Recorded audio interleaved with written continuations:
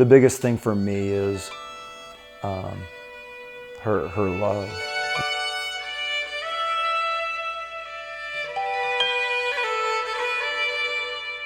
She's always loving and she never gets upset. She was so fun with my children. They loved every moment they got to spend with her and my father.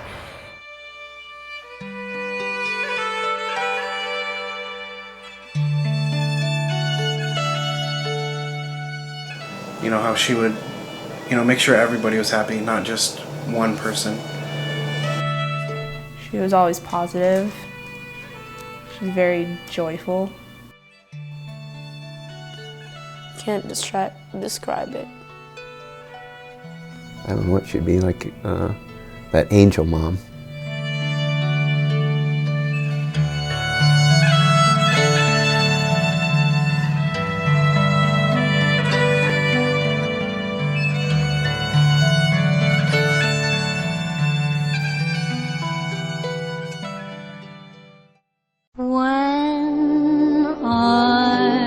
My mom, Pat Kauffman, was born January 1st, 1934 in Emmitsburg, Iowa. She was a New Year's baby.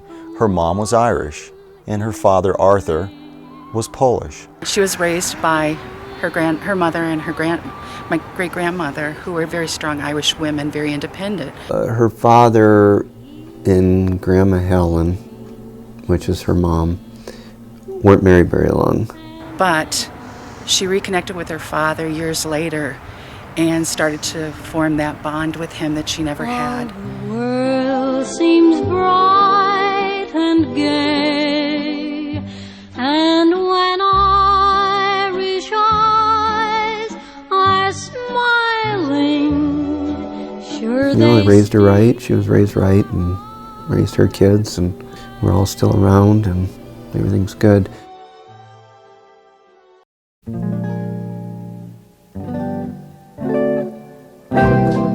My mom loved to skate. There was a skate land type rink that she used to go to a lot. And she met my dad when she was a junior in high school. Dad was with a friend and he asked my mom to dance, skate dance, whatever that means. And my mom told me, I asked her the question because I asked her a couple months ago, was it love at first sight? And she said, yeah, it was love at first sight.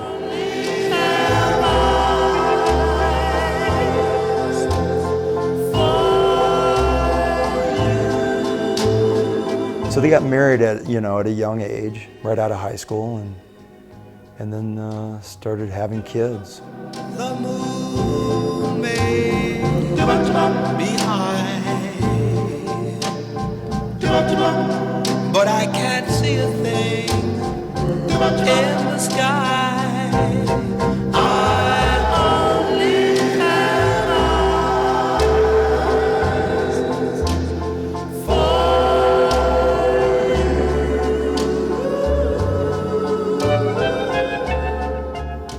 you. Their oldest son was Gary. Gary was always the model big brother, the one who kind of paved the way. And then Deb came along, and Jim. Everybody loved Jim. He never got mad, but if it built up and he got really mad, then watch out. And then Kevin. Kevin was the middle child, so I'm sure it was always hard for him. Dan. Dan was always the one who was always trapping or out doing something kind of mischievous. And then Bob. It's me, Robert. My youngest brother, Bob, was kind of the baby, always the baby. Even kind of kept the baby because of his curly hair. And so he was kind of my playmate. The one I'd dress up like a doll in dresses. And he'd get so mad because we all teased him. We all loved each other and cared about each other and had each other's backs. We grew up farm. It was in Iowa, Emmitsburg. It was 3 or 4 miles outside of town.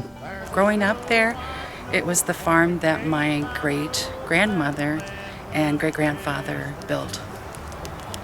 And Mom took a lot of pride. My mother took a lot of pride in the farm because it was her heritage. Mom out on the farm, you could tell she loved what she was doing, the gardening and going out there with the animals. It was great.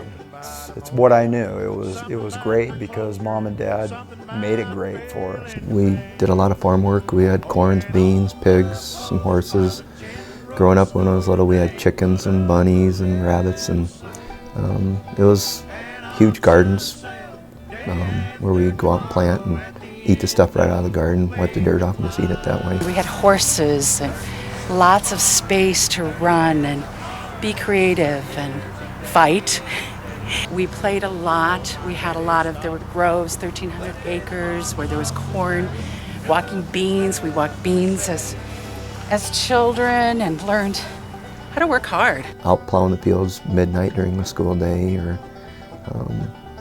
it gave you a good work ethic. You got to make things happen, even on the farm. If you don't go out and plan, if you don't do that, no one's gonna do it for you. So in life, no one's gonna do things for you. You got to go out and make it happen. Mom and Dad had a good life, you know, and so did we because of it. She loved her kids. Her family was her life.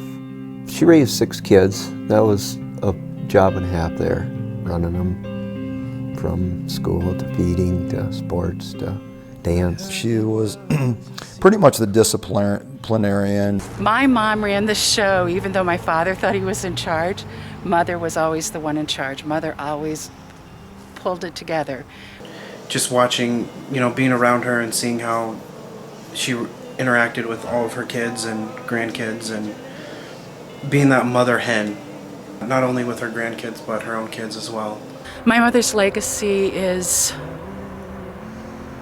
that I have, and I think the rest of us have, is the kind of parent to be, to love our children, to care about them, to be a good parent, to always keep our children connected as siblings. She was a model for a mother, as a friend to others. And I think one of the things that I really also saw is that I have now years later is how to be such a wonderful grandmother. And I owe it all to her. That's her legacy to me. She was so fun with my children. They loved every moment they got to spend with her and my father. And she was known as a very fun grandma. We used to go there every month usually and like stay at her house for a couple days. She would bake popcorn with us, and I would take naps with her in bed, and we would watch TV. The first time I was able to drive a car was with her. Got in the car and just remember driving and had to do a 3-point turn to drive back to the house, and pulled the car into the ditch, and she didn't even care. We were just laughing, and it didn't even matter because it was just a fun experience. I usually just remember her being like the center of attention, like not in a bad way, but like in a way that she just was always someone that could entertain someone, like whether it's like her putting on like a holiday hat or something, like an elf hat or something, and just made everyone laugh, or her like starting like a singing group around like the Christmas tree with like songs and stuff. It was like she was usually like the start of everything. It made me feel like I was her only grandkid, but I know there was others. But that's what I mean, she always did a good job of making everybody happy all the time. My grandma really helped me out there. She supported me too. My dad always called her right after each of my matches and said how I did, and she'd always say, "Congratulations," or "It's okay, Parker, you'll win next." My mom loved wrestling. She was it was a family type thing, and Mom really helped out a lot. I like to hear stories about my dad telling me how they went to tournaments and how Grandma would always like make them sub and go to the tournaments and watch them and cheer them on. Here you have it. He's in a safe position. McCagg knows it. He knew he lost.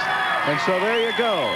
The champion of the 150-pound class, Division II, Bob Kauffman. So Kauffman wrapping up his senior year.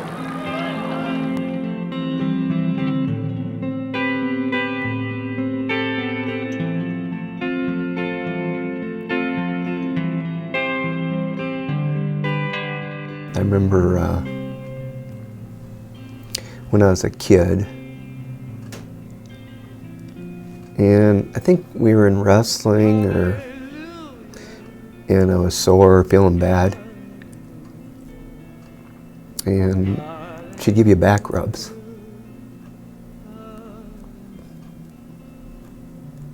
She, I don't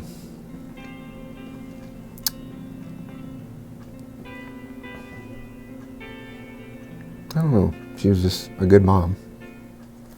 I don't know what she'd be like, that angel mom.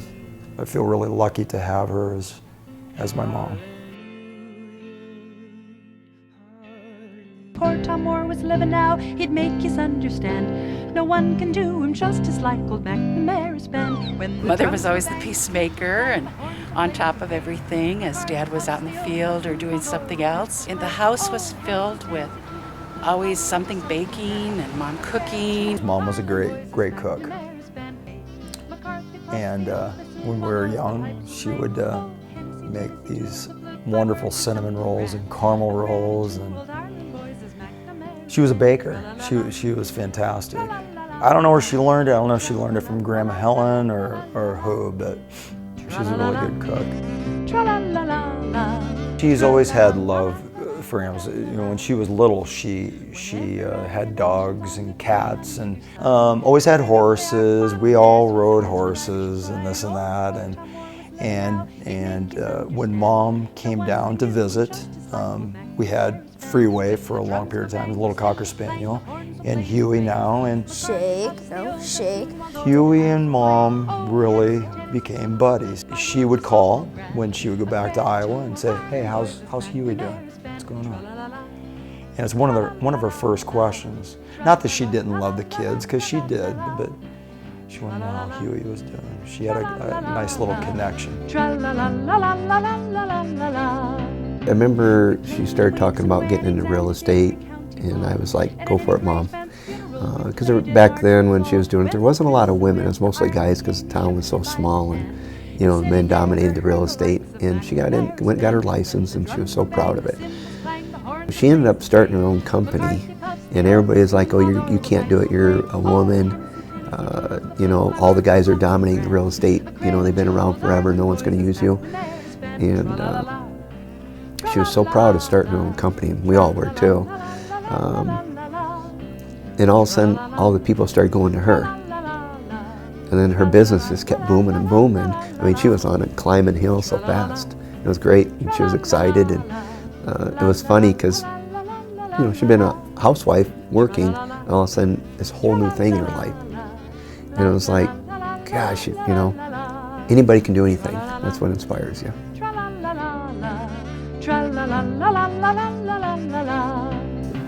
What I'd miss the most about her would probably be just hearing her voice, or like hear her sing. I remember my grandma singing joyful Irish songs around the house on holidays. I remember when Dad was dying, and he was in a nursing home back in Emmitsburg. We got up, Mom and I, and she had actually that tambourine over there. She gave me.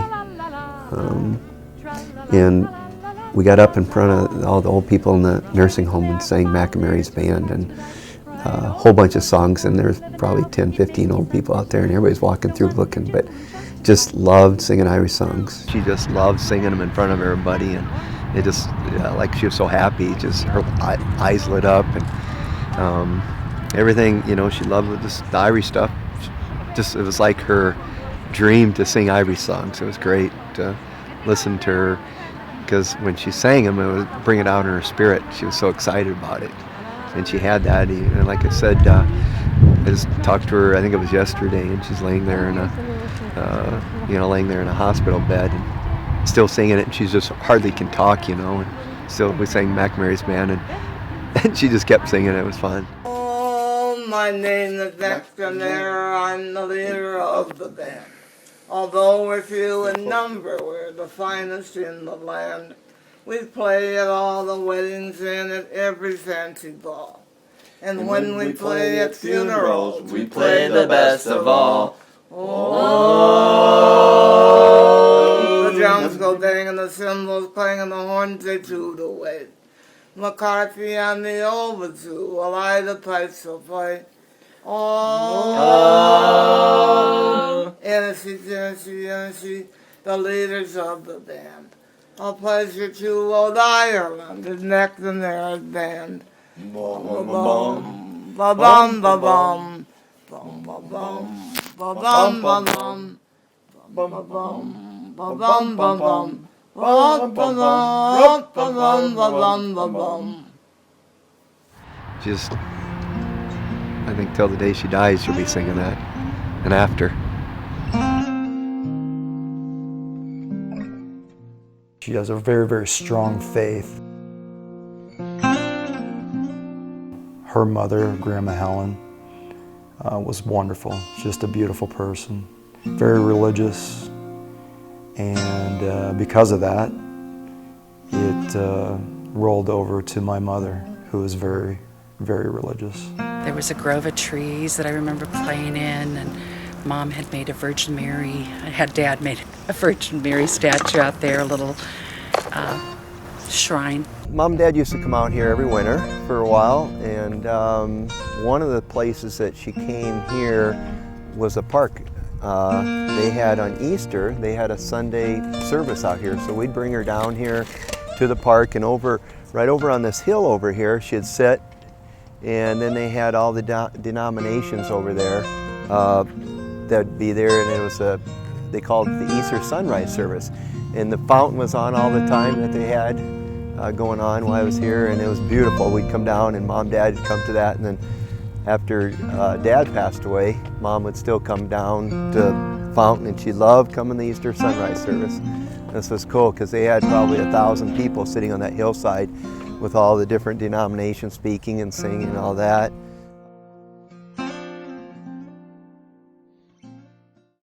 She was always positive. She was very joyful. She wasn't negative at all. Even today when she's laying there in bed, she's always, how's the kids, how's the horses? She doesn't complain, so that's tough to do, you know. But that's the type of mom she is.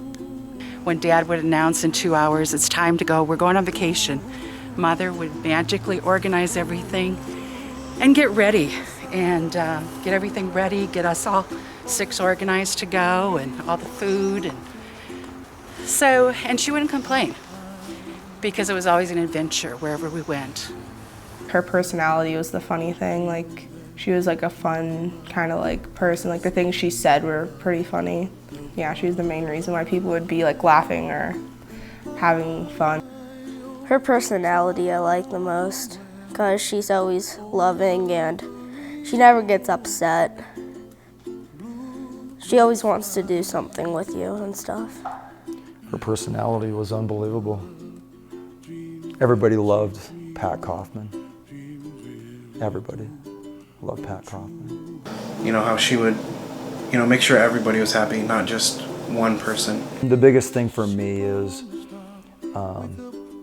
her love. Can't describe it.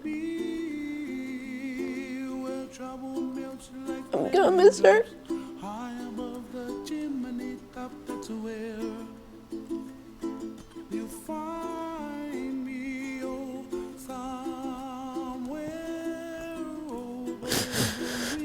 This morning I came into my office and I knew this, interview was coming. And when I turned on my computer, this thing popped up. And I got to reading it, and it was about what people think when they die. I'm going to read it. We don't live our lives in our heads, in theology and theories. We live our lives in our families, the families we were born into, the families we create. We don't learn the meaning of our lives by discussing it. It's discovered through these actions of love. We should learn from those who are dying that the best way to teach our children about God is by loving each other wholly and forgiving each other fully. This is what she wanted. That's her legacy for our family.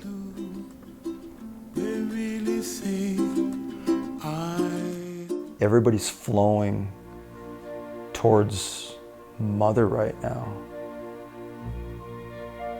Not because she's dying of cancer. They truly love her.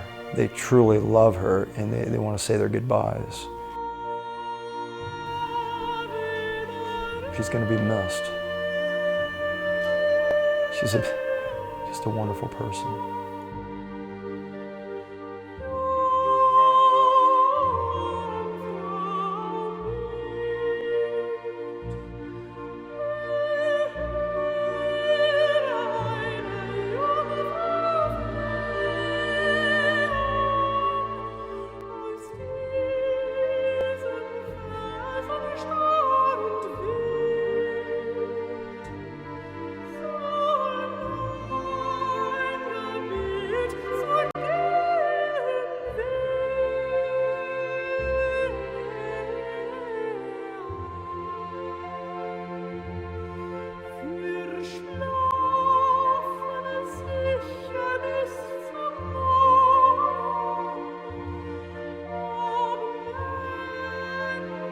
No.